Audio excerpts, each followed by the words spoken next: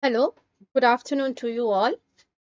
Today we are going to start with the arterial blood pressure. So, by definition, what is arterial blood pressure? It is the lateral pressure, the pressure that is like laterally exerted by the blood on the blood vessels, walls of the blood vessel. Lateral pressure exerted by the blood on the wall of blood vessel. This is what is reflected as the arterial blood pressure. Now, the arterial blood pressure, how are they segregated as? Because in the cardiac cycle, we have seen for the purpose of pumping the blood, the heart is contracting once, that is the systole pressure, and it is also relaxing, right? So there is a pressure during the diastole also. So accordingly, the arterial blood pressure also has got stages according to the contraction and relaxation. So the types are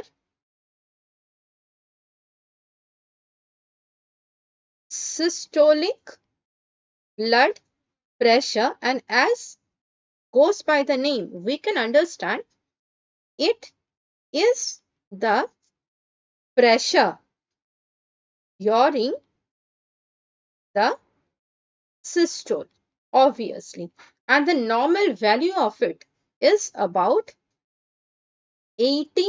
It's about systole, it's about 100 and like 80 to 120 mmHg. So when we write the systolic pressure and the diastolic pressure, we write it as 120 by 80 mmHg. Now, the systolic pressure, it is reflected by the number that is on the top, the first one, which is the 120. Now, if you remember the Vegas diagram that we spoke about, just a quick mention to that for better understanding, what did we see in the Vegas diagram? The diagram was something like this, right? Talking about the pressure of the left ventricle. We studied the maximum pressure that the ventricle attains just at the moment it has to eject blood. That is the first one, the rapid ejection. It touches about 120. There is little bit of deviation from person to person, but usually it touches up to 120. That 120, that maximum pressure that the ventricle touches while ejecting the blood is what we call as the systolic pressure or the pressure during systole, which is like 120 mmHg. Hg is the measurement, and here the one below, that is the 80. That is the 80. This is obviously our diastolic blood pressure. This is our diastolic blood pressure.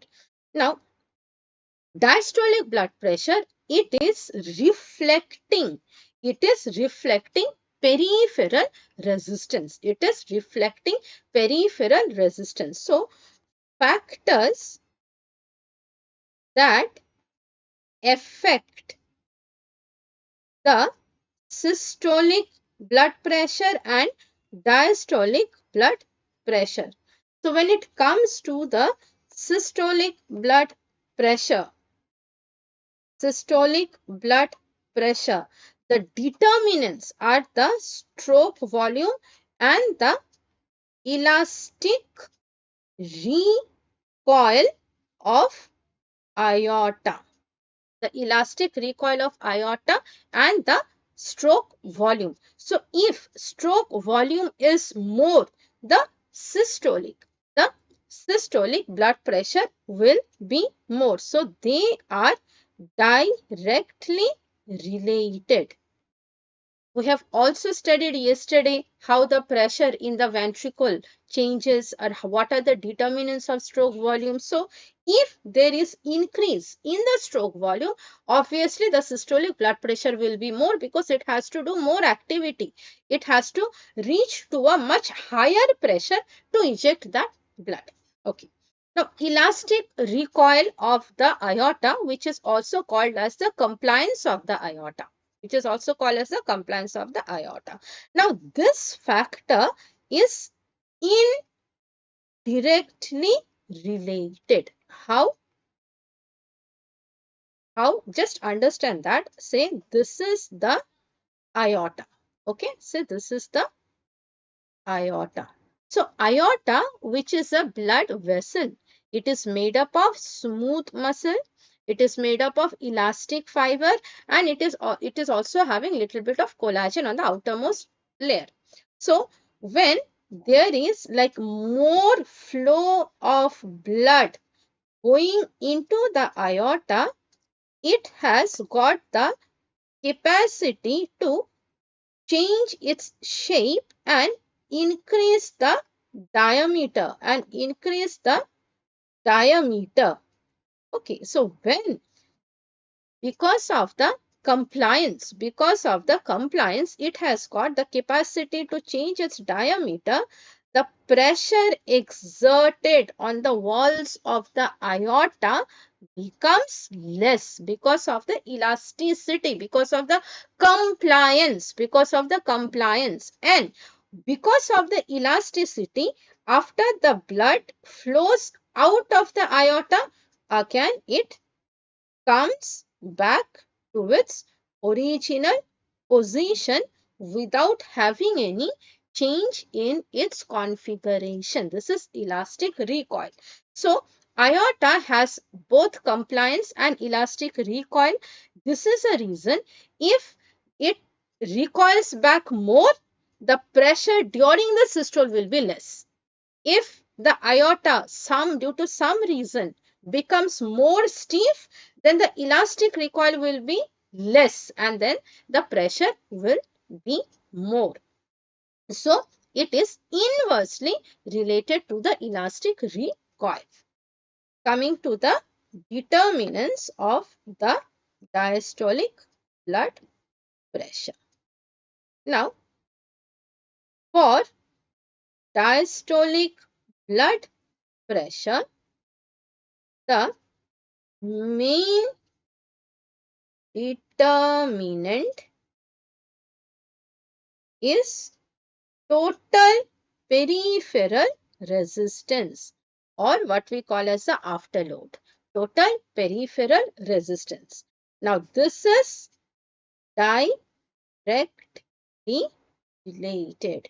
Means if there is any resistance in the periphery, then there will be more resistance offered for the blood or to the blood to come out of the heart and go to the peripheral structure. Okay. So, that 80 mmHg, the diastolic blood pressure, it has got an inverse relation to the total peripheral resistance, whereas it has got a direct relation to the peripheral resistance. Whereas the 120 mmHg, which is the systolic blood pressure, it has got an inverse relation to the elastic recoil capacity of the aorta and direct relation with the stroke volume. These three factors we have to remember the most. Now, difference of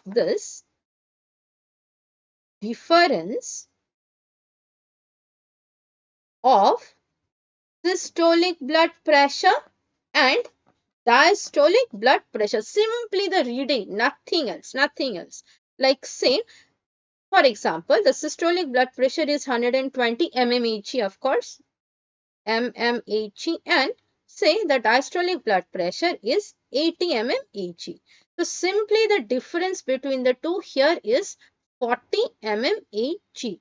Now, this difference between the readings of the systolic blood pressure and diastolic blood pressure is what we call as the mean pressure. Just Mean pressure, not mean arterial pressure. That is different. So this is the mean pressure. Okay. Okay. Now, this mean pressure, this has to be maintained between a range of 30 to 40 mmHg. Now, in Abdul Rahman, hi, hello to you too.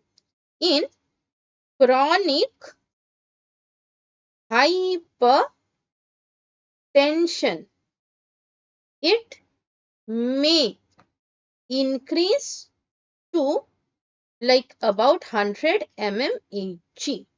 Now, this increase,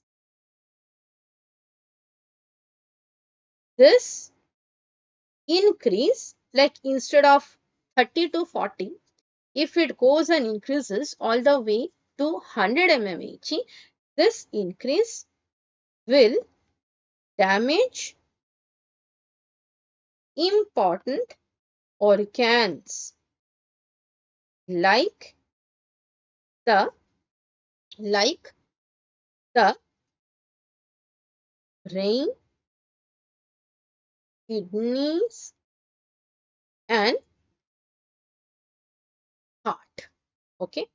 Now, this mean pressure, that is by the difference of the two,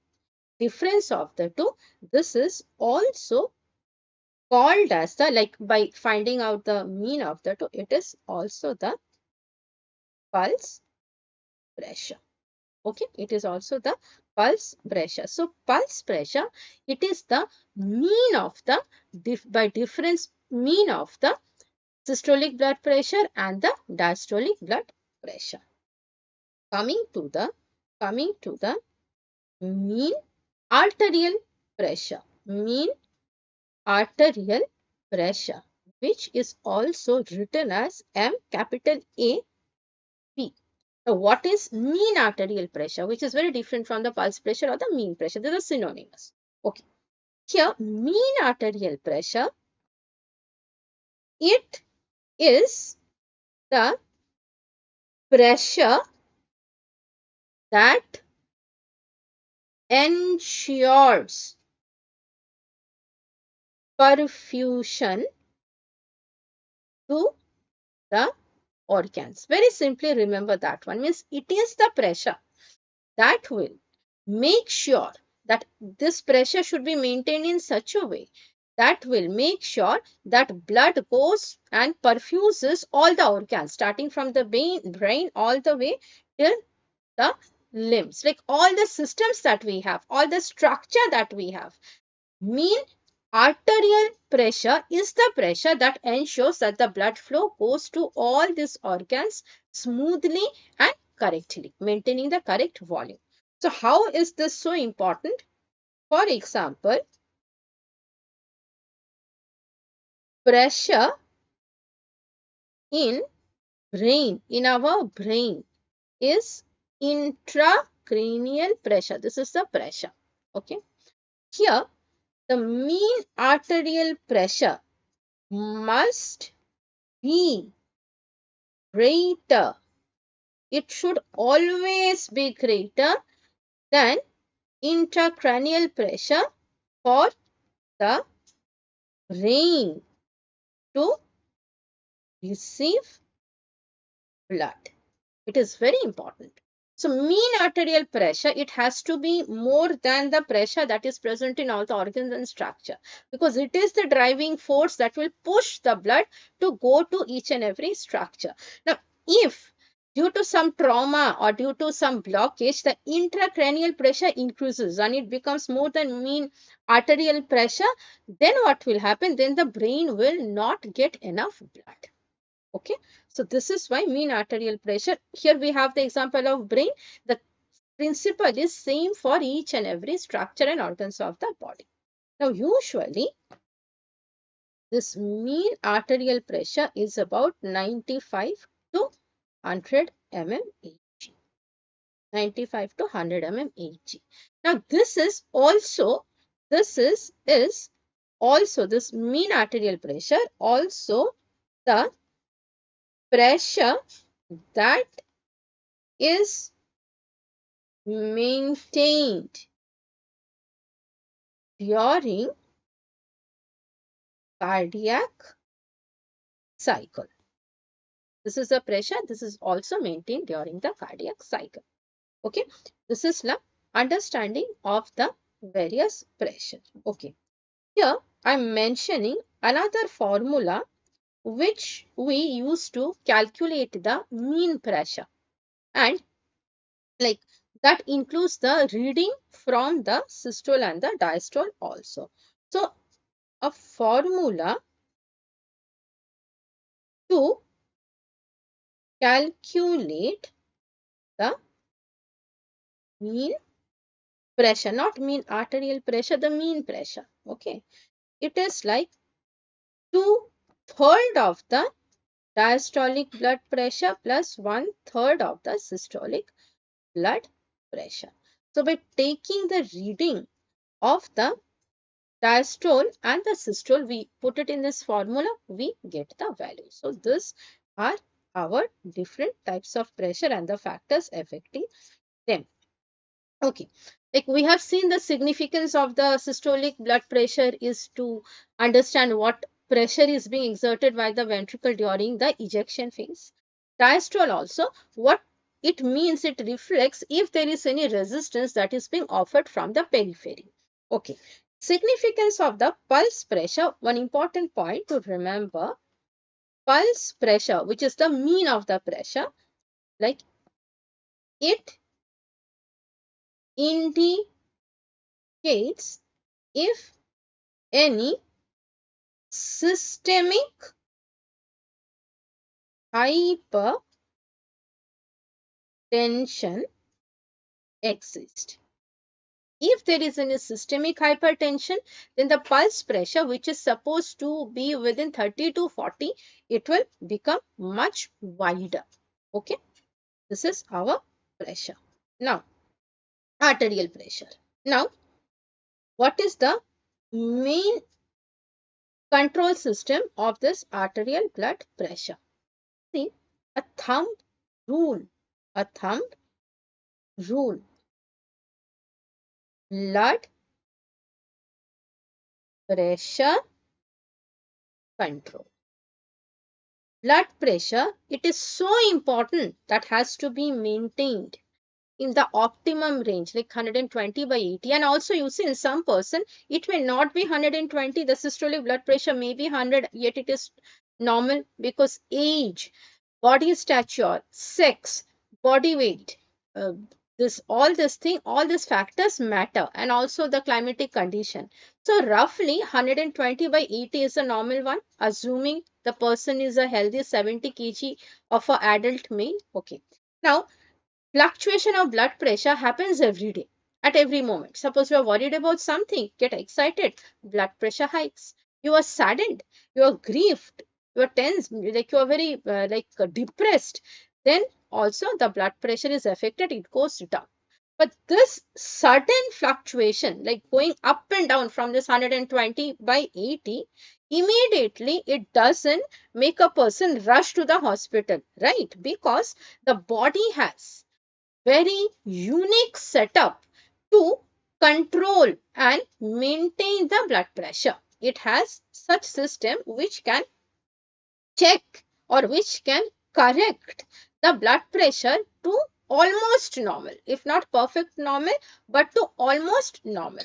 Now, this blood pressure control, it is done by two mechanisms.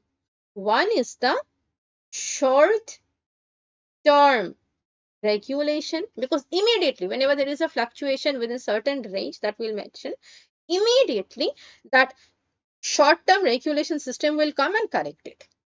And another one is long term regulation. Now, the short term regulation, it is a reflex. It is a reflex. Involves a it involves a neural arc, a neural pathway. Whereas the long-term regulation, it is hormonally mediated. Means long-term regulation means it is corrected for a very long time, permanent correction, which brings it to almost near normal. 99, 90% and more than 90% near normal. Okay. Now, what is the short-term control of blood pressure? Short-term control of blood pressure, the first point to remember is it is an example of negative feedback mechanism. So what do we remember of the negative feedback mechanism? It means that increase in blood pressure is immediately. Remember, what are we talking about? We are talking here about the short term. The short term. The short term regulation we are talking here about. Okay. So this increase in the blood pressure is immediately followed by decrease in blood pressure. This is the effect of the negative feedback mechanism. Now, how does this happen? So, this phenomenon, okay, this phenomenon means the one that we discussed just now, is called as baroreceptor reflex, or sometimes we normally call it as baroreflex also. Both are same. So as we understand, go on to understanding this, we will mention the components of it. Okay.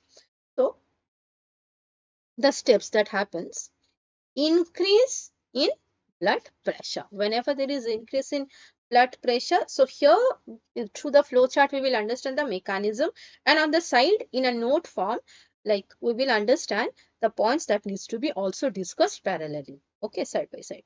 So increase in the blood pressure, what it will do? It will send stimulation, or it will send stimulatory signal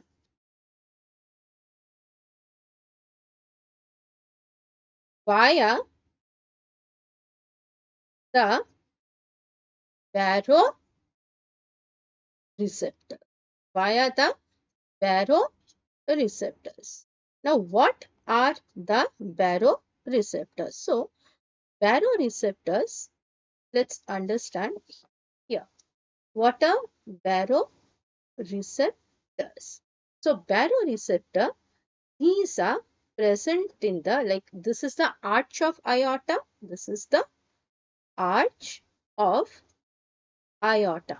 And from there, what is connected are the carotid artery, are the carotid artery, right side and the left side. And here this is a swelling which is called as the carotid sinus. Now this carotid sinus plus the arch of aorta, this together makes the baroreceptor. Okay, baroreceptors. So whenever there is increase in the blood flow, this carotid sinus and arch of aorta, they get distended, and they are the baroreceptor or stretch receptor. Means whenever there is increase in the volume of the blood, they will get stretched and they will start sending signal. Okay. Now, these baroreceptors, what are they? They are the arch of aorta and carotid sinus. Now, this arch of aorta and carotid sinus, they have innervation from the nerve, from the cranial nerve. So, arch of aorta, it have innervation from the glossopharyngeal nerve, 10th nerve. So, via glossopharyngeal nerve, that is a ninth nerve, and the 10th nerve, which is the vagus, via vagus, which is the 10th cranial nerve. Via this two, they will relay the information to a common center in the medulla, which is called as the nucleus of tractus solitarius. Where is it? It is in the brainstem. It is in the medulla or medulla, whatever you call. Now, one thing you remember about this vagus nerve and glossopharyngeal nerve. These two nerve, this one plus like ninth nerve plus the vagus nerve together, they are called the buffer nerves or scion nerve or herring nerve or sinus nerve. They're also called as sinoaortic nerve. So, via these two nerve, because carotid sinus, it receives the innervation from the vagus nerve and arch of aorta from the glossopharyngeal nerve. So, both this, they send the information to the medulla. Okay, to the medulla. Okay, so when they send it to the medulla, what it will sense? It will see that there is increase in the blood flow. So medulla, what it has the capacity, like in the medulla there are centers which can increase the heart rate and blood pressure, all this function, cardiac function, and there are centers which can decrease the cardiac function. So when it is a case of increase in the blood pressure, what it will do? This nucleus of tractus solitarius, it will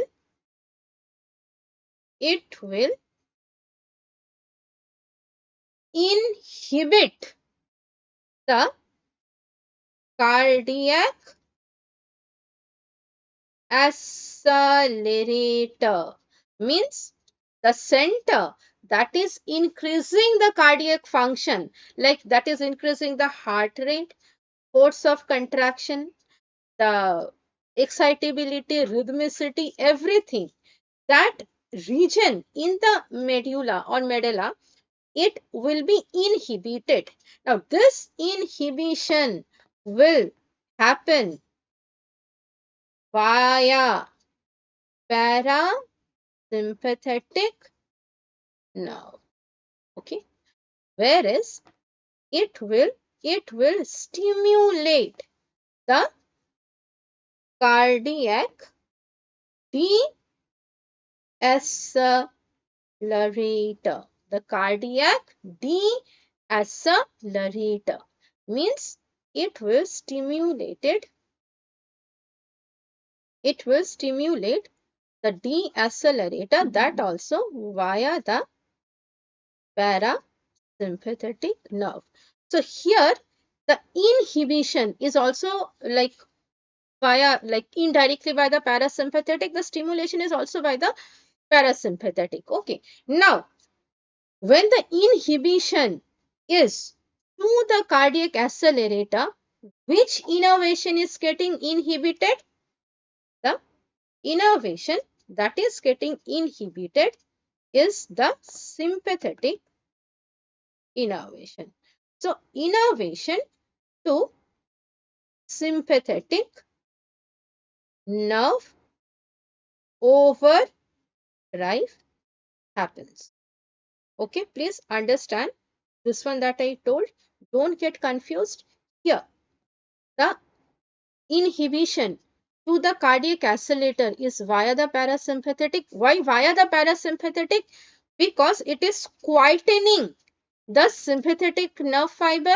Because on the right side you see it has stimulated the parasympathetic.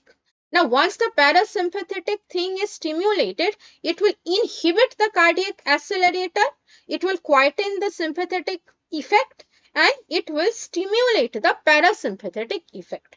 Okay, that's why we wrote it like that. Okay, now once this cardiac accelerator is inhibited, then what will happen? Sympathetic activity is quietened.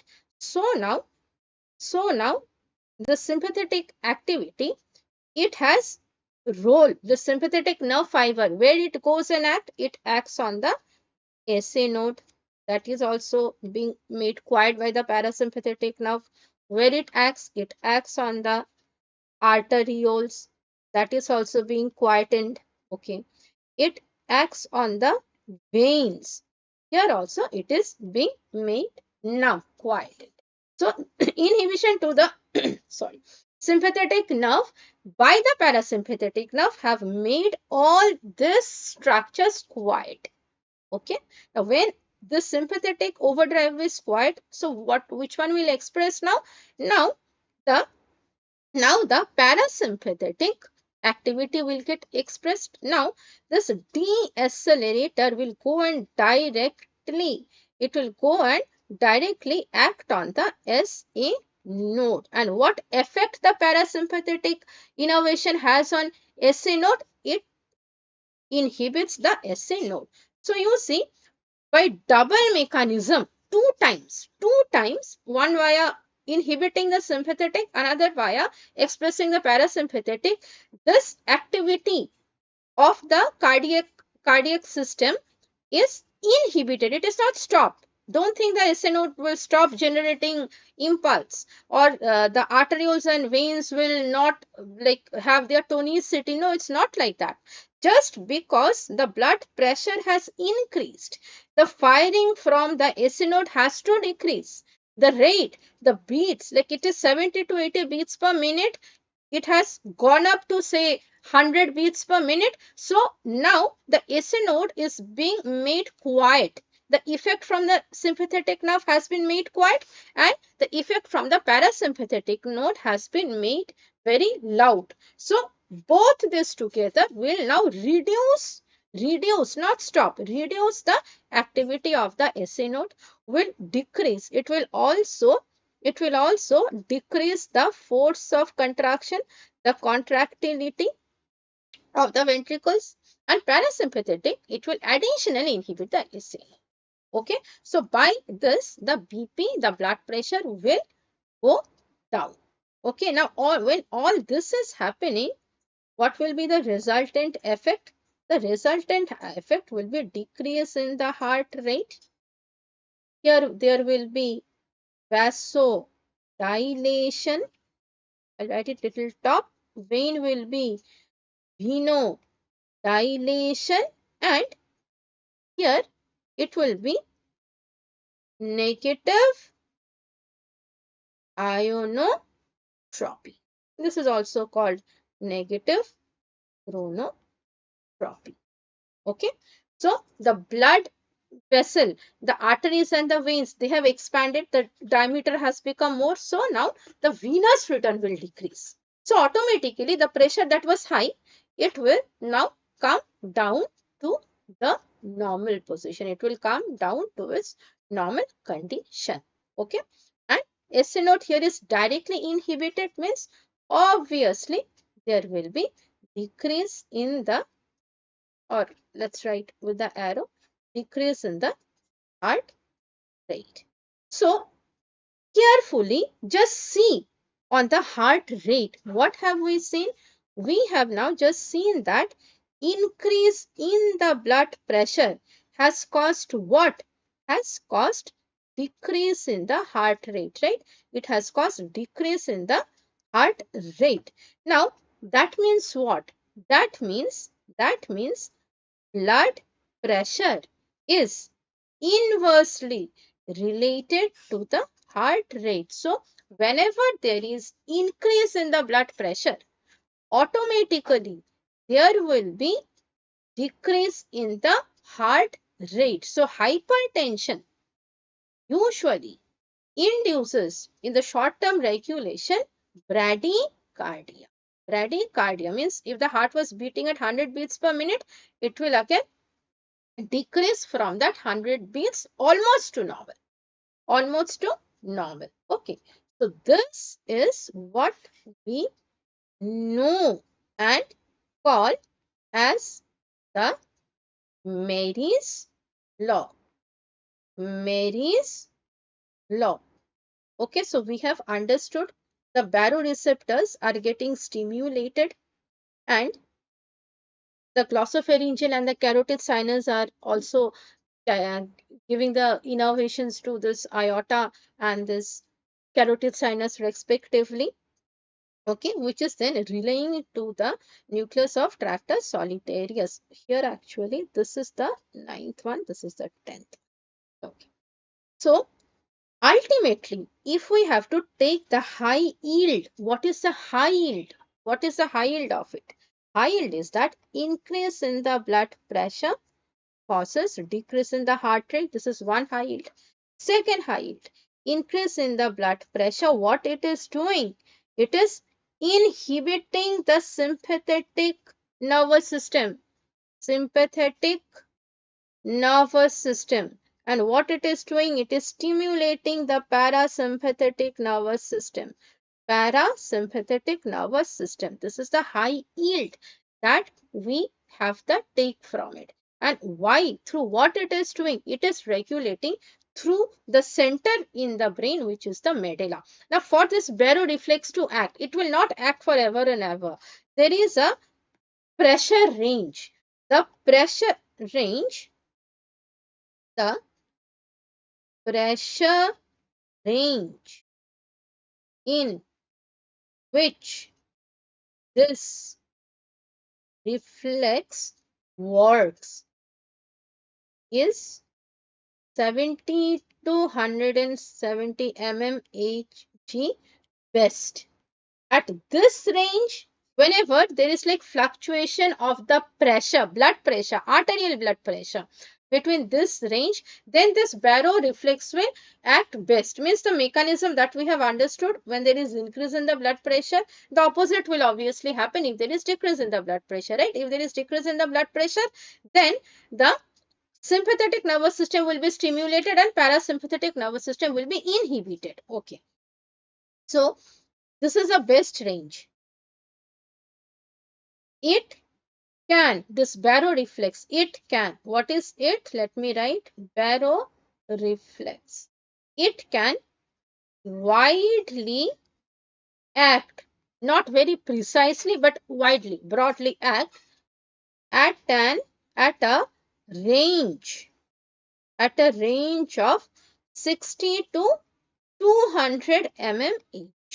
60 to 200 mmHg, but best it will act at the range of 70 to 170. And another thing in context to that, this baroreflex is the first line of defense in controlling the blood pressure. Like whenever there is fluctuation in the blood pressure, then this will come to act fast and it will act within second to minutes. It will act within second to minutes. Why it will act within second to minutes? Because any fluctuation in the blood pressure will affect the organ, brain and the heart at first, and it will cause to, if it is not corrected very quickly, it will induce fatality. The person may die. So to stop that condition, baroreflex will act from seconds to minutes. That's what it will do. This is the short term regulation. We have explained the increase in the blood pressure, how it will be brought back to normal. If we understand the increase in the blood pressure, decrease in the blood pressure will do the opposite. Now, what is the long term regulation of blood? So, long-term regulation of blood pressure, what did we study? That is hormonally mediated. That is hormonally mediated. Here, there are no reflex working. No neural circuit is also involved. No involvement of the sympathetic and parasympathetic branches of the nerve also. Nothing like that. It is totally maintained by the hormones. And it is for the long term. It is like the permanent correction, the ultimate correction. Now, this involves a system which is called as the renin angiotensin aldosterone system, or the RAS system, renin angiotensin aldosterone system. Now, what happens in this system? This system also we will understand with an example. When the blood pressure is high, then the opposite will happen when the blood pressure is low. If we understand one, the other we can understand. So, when there is increase in blood pressure. Okay. Now, increase in blood pressure, what it will do?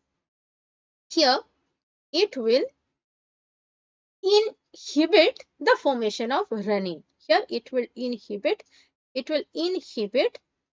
renin formation. Okay. Decrease in blood pressure, what it will do? It will stimulate prorenin. Prorenin means it is the precursor of renin. Where is it located? It is released from the juxtaglomerular apparatus. Okay. To renin. Okay. It will stimulate the formation of renin from the prorenin. Juxtaglomerular apparatus, details we will study in the renal system. Now you know it is the dilated portion of the distal convoluted tubule and the afferent artery. So whenever there is a drop in the blood pressure, this JGSL, it has sensor. They have got sensor. They have got like the baro sensor. They have got the chemical sensor. So that sensor will immediately cause release of a renin drop. So that prorenin drop means renin inactivated form. So that will be immediately converted to renin, and this prorenin is formed in the liver. It is formed in the liver by the liver. Okay. Now this renin, it will activate another inactive enzyme which is having hormonal function, like angiotensinogen. Okay. Now this angiotensinogen, it will be converted to angiotensin. Okay. Now from this angiotensin, it is like 10 peptide. The first form is angiotensin 1. Now, angiotensin again, and this angiotensin 1, it is not very high-lived, it is short-lived. And it will go to the lungs. In the lungs, it will find angiotensin converting enzyme. Immediately, this one will change into angiotensin 2. Now, this angiotensin 2, it is capable of acting on more than one structure. It is capable of acting on more than one structure.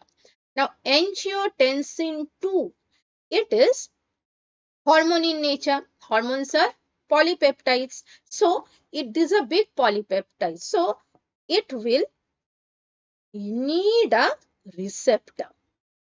Okay. Now, the organ on which it has got the strongest effect, highest effect, is on the kidneys. On kidneys, it has got direct effect also. It has got direct effect on the kidney. What it will do?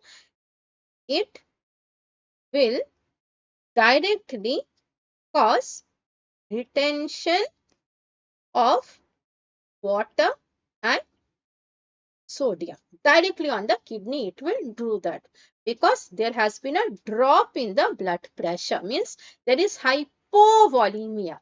The volume of the blood that we should have in the body is not enough, it is less. So, it will make the kidney keep more of water and sodium. It will stop the loss of water and sodium through the urine. So there will be increase in the volume if more water and sodium stays in the body. Where it will stay? It will stay in the blood. So the volume of blood will expand. This is the direct function. indirectly, what this angiotensin will do, again via the receptor, it will go and act on the adrenal cortex. On the adrenal cortex. Now, it will act on the adrenal cortex, and from the adrenal cortex, it will pull out aldosterone. Now, this aldosterone, it will also go, it will also go and cause the retention of the sodium and water. So, you see angiotensin directly also it's acting on the kidney, indirectly also it is acting on the kidney. Okay. Apart from that, what it will do, this angiotensin, it will act on the brain. It will act on the brain. Which part of the brain? The hypothalamus. What it will do by acting on the hypothalamus? It will induce thirst. It will induce thirst. So when it induces thirst, when a person feels thirsty, what will the person do? The person will automatically drink water, ingest water. So drinking of water will also expand the blood volume, means increase the blood volume. So on one side, kidney having double retention, pulling back, keeping the water and sodium. It is not letting it go. That way also volume is increasing. Now brain is also making a person drink water. So that way also the blood volume is increasing. Okay, so retention of the urine, retention of the components of urine, that is the water and sodium, and also thirst phenomenon, it is also happening. Okay. Other than that, when this is happening, it will act on the pituitary gland. It will act on the pituitary gland. When it acts on the pituitary gland, what it will do? It will cause the release of ADH hormone. Now, what will this ADH hormone do? ADH hormone, this will again act on the renal tubules, again on the kidney, tubules to reabsorb water. So, by all this mechanism 1, 2, 3 and 4, what will happen? There will be increase in the blood volume and the decreased blood pressure, it will be increased to normal. It will be almost increased to normal. So if this is happening when there is drop in blood pressure, then obviously all this phenomena that we decrease, like there will be a total inhibition to this renin, angiotensin, aldosterone system when there is increase in the blood pressure. So increase in the blood pressure, it will inhibit the RAS system. And if there is drop in the blood pressure, what is it doing? It is increasing all this retention, and it is causing the retention of water and increase in the blood pressure back to normal. Another additional important function of this angiotensin 2 is that, not function, rather physiological property, like angiotensin 2 is very potent vasoconstrictor. So this is a blood vessel. Okay. Angiotensin 2 acts on it and it makes it vasoconstricted. So when blood is flowing through a vessel that has less diameter, what will happen? It will, the total peripheral resistance will go up and the blood pressure will also go up. Okay. Now, this angiotensin 2, this is also short-lived. After some time, what will happen is it will change. It will get converted to angiotensin 3 and 4. But these are not potent vasoconstrictor. These are not very potent vasoconstrictor. Okay.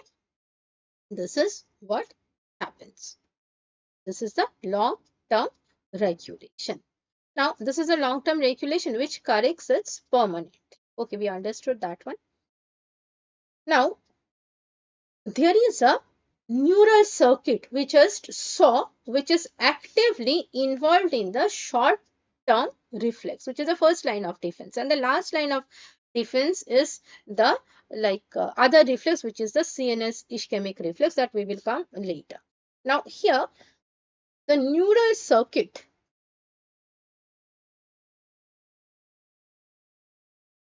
that regulates the blood pressure. What are the neural circuit we have seen? It has got a sympathetic center. It has got a sympathetic center, which is in the medulla, itself. The sympathetic center. Now, the sympathetic center is nothing but the nucleus of the tractus solitarius. Okay. It is in the nucleus of the tractus solitarius, rather in, to be very specific, in nucleus of tractus solitarius. Now, it is called vasomotor center. It is called vasomotor center. Okay. Now, characteristics of this is that stimulation to the vasomotor center. Stimulation to the vasomotor center. What does it do? It causes positive chronotropy, that is increased heart rate. It causes positive ionotropy, which is increase in contractility, and it causes positive bathmotropy, which is increase excitability. Okay. And also positive chromotropy, which is increase in conductivity. So that means all the cardiac functions are increased. All the cardiac function are increased. So this is the center that we call as the sympathetic center, which is the vasomotor center, where in the NTS, in the medulla, in the nucleus of tractus solitarius. Okay. Now, this vasomotor center, this is a side point to remember, just a side point to remember. So I'm writing it in the third bracket, point to remember. Vasomotor center, it has two part in it, means region in it. And remember, all these centers and region that I'm mentioning about, there is only physiological proof of it. There are no anatomical proof of it. These are only physiological proof. Okay, like physiologically this area exists. Anatomically, there is no such evidence of existence of this area. Only the functional part is there. So vasomotor center, it has got two regions. One is the rostral ventrolateral part of the medulla. Okay. Another is the caudal ventrolateral part of the medulla. Now, this rostral ventrolateral part of the medulla, it is also called as the pressure area. And the caudal ventrolateral part or area of the medulla, it is called as the depressor area. So, stimulation to this rostral part, it will increase the cardiac functions, like whatever we discussed. Okay. And stimulation to this caudal part, stimulation to this caudal part, what it will do? It will decrease the cardiac functions. Okay. So this is on the side we have to remember. So the first component, like sympathetic center, it's over. Fine. The second center, which is the parasympathetic center. Now these parasympathetic center, it has got cell bodies in nucleus ambiguous. Okay. And it is got like the cell body in the nucleus ambiguous, and it is also called as cardiac vehicle center, like cardiac vehicle center. Okay, this is the other name of this center. So whatever happens after stimulation of the vasomotor center, opposite happens after the stimulation of the parasympathetic center, right? Okay. Now, third important region, which contains the vasomotor center also, this is the nucleus of tractus solitarius. Now, this is very important as it is the integrating center. Like whatever afferents the baroreceptor are sending, because baroreceptor are the arch of aorta and carotid artery. So once again I am writing. So the arch, this 1A, the arch of aorta and the carotid sinus via the 10th and 9th nerve. They send whatever, like if there is drop in the blood pressure, the firing from this baroreceptor will be less, because the blood volume is less. If there is increase in the blood pressure, means more blood is passing through this arch of aorta and the carotid sinus, the firing via this vagus nerve and glossopharyngeal nerve will be more, So they will send it to the nucleus of tractus solitarius. Okay. Now you see how in this we have overall in baroreflex we have seen how the accelerator and decelerator centers is stimulated. Now here we will also understand the role of the rostral and the caudal ventrolateral center in the medulla. Okay, and remember this is a physiological center, not anatomical center. So say for example, there is increase in the blood pressure, and this increase in the blood pressure, it goes to the nucleus of tractus solitarius via the two, like now the buffer nerves. Okay, so it senses the nucleus of tractus solitarius, it is now sensing increase in the blood pressure. So as soon as it senses increase in the blood pressure, what it will do? What did we study?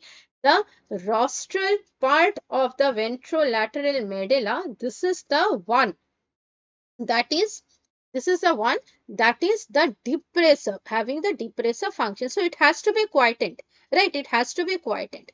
So what it does, this nucleus of tractus solitarius, it will stimulate the caudal ventrolateral part of the medulla, the one that I wrote here, the caudal, the depressor area. the depressor area, caudal ventrolateral part of the medulla. Okay. How? How will it go and stimulate? When the structure in the brain, they talk to each other, they send message. How do they send? They send via chemical messenger. Their messenger is chemical messenger, right? And what are their messenger? Their messenger, we know, is the neurotransmitter. Neurotransmitter. So what this nucleus tractus solitarius will do? Neurotransmitter, we all know there are like excitatory neurotransmitter and the inhibitory neurotransmitter. Now, this caudal ventrolateral area of the medulla, the depressor area, it has to be excited. It has to be stimulated. So obviously, the nucleus of tractus solitarius, it will stimulate it. It has to knock it that you wake up, you listen, you have to do the work, right? So it will stimulate the caudal ventrolateral medulla via the glutamine. Glutamine. It is secreted by or from the glutaminergic neuron. And it is excitatory in nature, glutamine. So, glutamine will go and wake up the caudal ventrolateral medulla. So, caudal ventrolateral area of the medulla, it knows that when this is active, what it has to do? It has to inhibit the rostral ventrolateral area of the medulla. So when the caudal site has to inhibit the rostral site, when the caudal site has to inhibit the rostral site, inhibition has to be always via inhibitory neurotransmitter, which is GABA. So increase in the blood pressure, that information has gone via the baroreceptor through the nerve to the medulla, the nucleus of tractus solitarius, which is the integrator. So this integrator has sensed. Now there is increase in the blood pressure. Now this increase in the blood pressure, it will go on, it will stimulate the depressor area. So stimulating of the depressor area will be via the excitatory neurotransmitter, that is glutamine. Okay. Now, once the caudal side is stimulated, it knows that it has to inhibit the rostral side because both are having opposite function.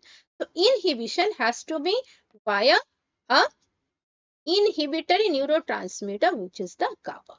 So, now once this caudal is up, rostral is like quietened, again what we studied earlier will happen. That is inhibition of the sympathetic nervous system and stimulation of the parasympathetic nervous system. Means the deaccelerator center will be stimulated by the parasympathetic innervation and the cardiac accelerator center will be inhibited by the parasympathetic by quietening the sympathetic. Okay. So again, this two together, what it will do? It will decrease heart rate, decrease contractility, will induce vasodilation, as a result of which the blood pressure will decrease to normal. So this is how the neural circuit works in maintaining the blood pressure. Okay.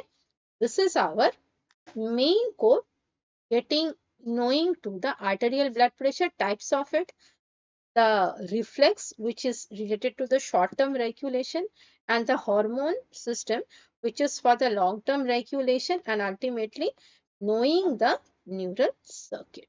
Okay. So this is for today. Next day we will get oriented to another system. Okay. Then see you all tomorrow.